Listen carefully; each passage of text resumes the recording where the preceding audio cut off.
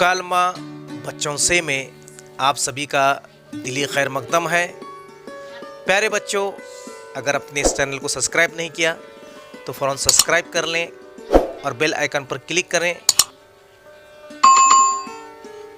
Like कीजिए, share कीजिए और ज़रूर कमेंट कीजिए।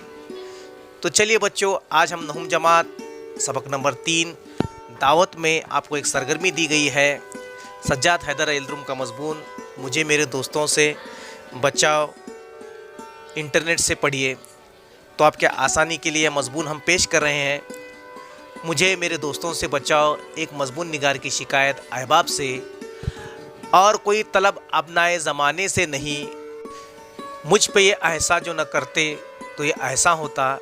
एक दिन मैं दिल्ली के चांदनी चौक से गुज़र रहा था कि मेरी नज़र में एक फ़कीर पड़पड़ी जो बड़े बड़े मुयस्सर तरीके से अपने हालत ज़ार को लोगों के सामने बयान कर रहा था। 2-3 मिनट के वक्फे के बाद ये विर से भरी हुई स्पीच इन्हीं अल्फाज में ऐसी पैरा में दोहराई दी जाती थी। ये तर मुझे कुछ अच्छा खासा मालूम हुआ कि मैं उस शख्स को देखने और उसके अल्फाज सुनने के लिए ठहर गया। उस फ़कीर का कद लंबा, जिस्म खूब मोटा ताज़ा था और चेहरे एक हद तक खूबसूरत होता, मगर बदमाशी और बेहयाई ने सूरत मसीख कर दी थी। ये तो उसकी शक्ल थी, रही उसकी सदा तो मैं ऐसा कल्ब नहीं हूँ कि मैं सिर्फ उसका मुख्तसर सा खुलासा लिख दूँ। वो इस काबिल है कि लफ्ज़ ब लफ्ज़ लिखी जाए। चुनांचा वो स्पीच या सदा जो कुछ कहिए ये थी, ऐ भाई मुसलमान, खुदा के लिए मुझ बदनसीब का हाल सुनो। मैं आफत का मारा 7 बच्चों का बाप हूँ, अब रोटियों को मोहताज हूँ और अपनी मुसीबत एक एक से कहता हूँ। मैं भीख नहीं मांगता, मैं ये चाहता हूँ कि अपने वतन को चला जाऊँ, मगर कोई खुदा का प्यारा मुझे घर भी नहीं पहुँचाता। भाई मुसलमानों, मैं गरीबुल वतन हूँ, मेरा कोई दोस्त नहीं रहा, मेरा कोई दोस्त नहीं। ऐ खुदा के बंदो, मेरी सुनो, मैं गरीबुल वतन हूँ। फ़कीर तो ये कहता हुआ और जिनके पास उसके किस्से का असर हुआ उसके खैरात लेता हुआ आगे बढ़ गया। लेकिन मेरे दिल में चंद ख़यालात पैदा हुए और मैं अपनी हालत का मुकाबला उससे किया और मुझे खूब ताज्जुब हुआ कि अक्सर उमूर में मैंने उसको अपने से अच्छा पाया। ये सही है कि मैं काम करता हूँ और मुफ्तखोरी से दिन गुजारता है, और वो मुफ्तखोरी से दिन गुजारता है। नेज़ ये भी कि मैंने तालीम पाई है, वो जाहिल है। मैं अच्छे लिबास में रहता हूँ, वो फटे कपड़े पहनता है। बस यहाँ तक मैं आप उससे बेहतर हूँ। आगे बढ़कर उसकी हालत मुझसे बदरजा अच्छी है। उसकी सेहत पर मुझे रश्क करना चाहिए। मैं रात दिन फ़िक्र में गुजारता हूँ और वह ऐसे इत्मीनान से बसर करता है कि बावजूद बिसोरने और रोने की सूरत बनाने के उसके चेहरे पर बशाशत नुमाया थी। बड़ी देर तक मैं गौर करता रहा कि उसकी हालत काबिल रश्क हालत की वजह से है, और आखिरकार मैं उस बज़ाहिर अजीब नतीजे पर पहुंचा कि जिसे वो मुसीबत ख्याल करता है वही उसके हक़ में नेमत है। वो असरत से कहता है कि मेरा कोई दोस्त नहीं। मैं असरत से तो कहता हूँ मेरे इतने दोस्त हैं, इसका कोई दोस्त नहीं। अगर ये सच है तो उसे मुबारकबाद देनी चाहिए। मैं अपने दिल में ये बातें करता हुआ मकान पर आया। कैसा खुशकिस्मत आदमी है, कहता है मेरा कोई दोस्त नहीं। ऐ खुश नसीब शख्स, यही तो मुझसे बढ़ गया। क्या इसका ये कौल सही भी है? यानी क्या असल में इसका कोई दोस्त नहीं जो मेरे दोस्तों की तरह उसे दिन में 5 मिनट की फुर्सत न दे?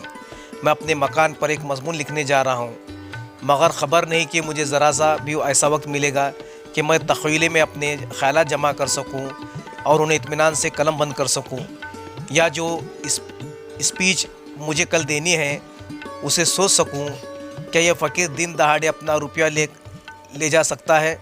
क्या इसका कोई दोस्त रास्ते में ना मिलेगा और ये ना कहेगा, भाईजान देखो, पुरानी दोस्ती का वास्ता देता हूँ, मुझे इस वक्त ज़रूरत है, थोड़ा सा रुपया कर्ज दे दो?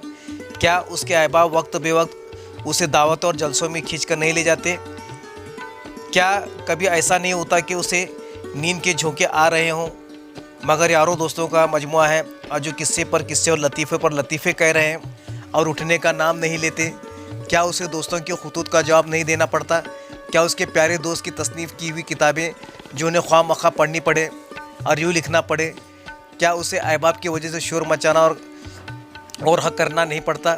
क्या दोस्तों के यहाँ मुलाकात को उसे जाना नहीं पड़ता? और ना जाए तो क्या कोई शिकायत नहीं करता? अगर इन सब बातों से वो आज़ाद है तो कोई ताज्जुब नहीं कि वो हट्टा कट्टा है और नहफ व नज़र हूँ। या अल्लाह, क्या इस पर भी शुक्र अदा नहीं करता? खुदा जाने और वो कौन सी नेमत चाहता है। लोग कहेंगे कि उस शख्स के कैसे बेहुदा ख्यालात हैं। बग़ैर दोस्तों की ज़िंदगी दोभर हो जाती है और ये उनसे भागता है। मगर मैं दोस्तों को बुरा नहीं कहता। मैं जानता हूँ कि वो मुझे खुश करने के लिए मेरे पास आते हैं और मेरी खैर तलब करते हैं, मगर अमली नतीजा ये है कि अहबाब का इरादा होता है मुझे फ़ायदा पहुँचाने का और हो जाता है मुझे नुकसान। चाहे मुझ पर नफरत की जाए, मगर ये कहे बगैर नहीं रह सकता कि आज मेरे सामने कोई ये साबित नहीं कर सकता कि अहबाब का एक जम गफ़ीर रखने और शनासाई के दायरे को वसी करने से क्या फ़ायदा है। मैं तो यहाँ तक कहता हूँ कि अगर दुनिया में कुछ काम करना है और बातों ही में उम्र नहीं गुजारनी है तो बाज़ अज़ीज़ दोस्तों को छोड़ना ही पड़ेगा, चाहे उससे मेरे दिल पर कैसा ही सदमा हो। मसलन मेरे दोस्त अहमद मिर्ज़ा हैं, जिन्हें मैं बड़बड़ाया दोस्त कहता हूँ। वो नहायत ही माकूल आदमी हैं और मेरी उनकी दोस्ती नहायत ही पुरानी और बेतकल्लुफ़ी की है, मगर हज़रात की खिलकत में ये दाखिल है कि वो 2 मिनट निचला नहीं बैठा जाता। जब आएंगे शोर मचाते हुए, चीज़ों को उलट पलट करते हैं। गर्ज के उनका आना भूचाल कर आने के से कम नहीं है। जब वो आते हैं तो मैं कहता हूँ अरे कोई आ रहा है, क़यामत नहीं है। उनके आने की मुझे दूर से ही खबर हो जाती है। बावजूद मेरे लिखने पढ़ने के कमरा छत पर है। अगर मेरा नौकर कहता है कि मियाँ उस वक्त काम में बहुत मशगूल है तो फ़ौरन चीखना शुरू कर देता है। कमबख्त को अपनी सेहत का भी कुछ ख्याल नहीं। नौकर की तरह मुखातिब हुआ, खैराती कब से काम कर रहा है, बड़ी देर है, तौबा तौबा। अच्छा बस मैं 1 मिनट उनके पास बैठूँगा, मुझे खुद जाना है, छत पर हूँ। पहले मैं यही समझता था। ये कहते वो ऊपर आते हैं और दरवाज़ा उस ज़ोर से खुलते कि गोया गोला आके लगा। आज उन्होंने दरवाज़ा खटखटा नहीं, आंधी की तरह दाखिल हुए। हा, आखिर तुम्हें मैंने पकड़ लिया, मगर देखो मेरी वजह से अपना लिखना बंद मत करो। मैं हर्ज नहीं करने आया, खुदा की पनाह किस कदर लिख डाला। को तबीयत तो अच्छी है, मैं तो सिर्फ ये पूछने आया था वल्लाह मुझे किस कदर खुशी होती है कि मेरे दोस्तों में एक शख्स ऐसा है जो मजबूत निगारी के लक़ब से पुकारा जा सकता है। लो अब जाता हूँ, मैं बैठूँगा नहीं, 1 मिनट नहीं ठहरने का। तुम्हारी खैरियत दरियाफ़्त करने थे, खुदा हाफिज़। ये कहकर और नहायत मोहब्बत से मुसाफ़ा करते और अपने जोश में हाथ को इस कदर दबाते कि उंगलियों में दर्द होने लगता और मैं कलम नहीं पकड़ सकता। ये तो अलहदा रहा और अपने साथ मेरे कुल ख़यालात को भी ले जाते हैं। ख़यालात को जमा करने की कोशिश करता हूँ, मगर वो कहाँ और देखा जाए तो मेरे कमरे में 1 मिनट से ज़्यादा नहीं रहा है।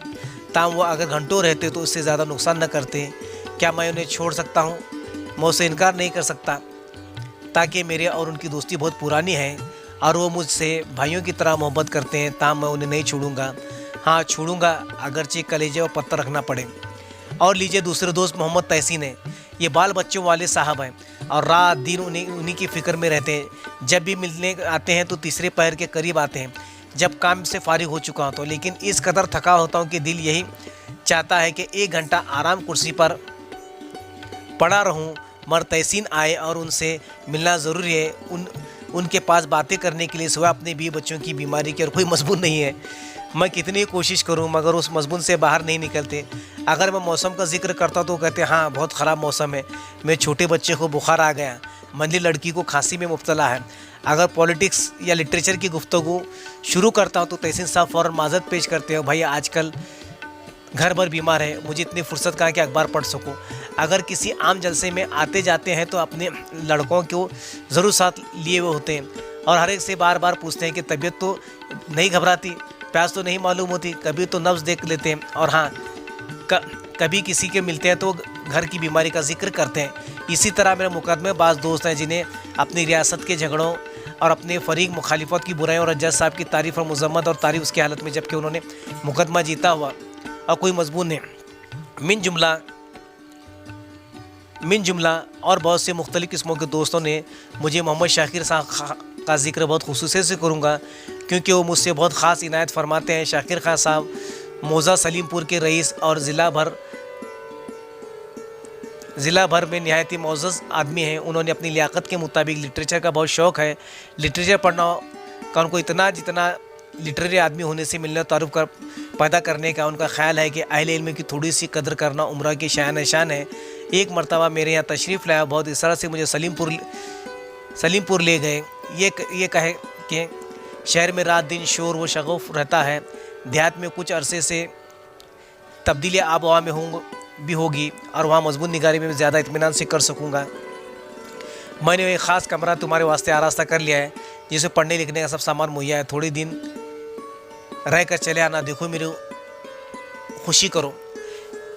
मैं अपनी मोहब्बत आमेज़ इसरार पर इनकार नहीं कर सकता था। मुख्तसर सा मजमून पढ़ने लिखने काले करके मैं उनके साथ हो लिया।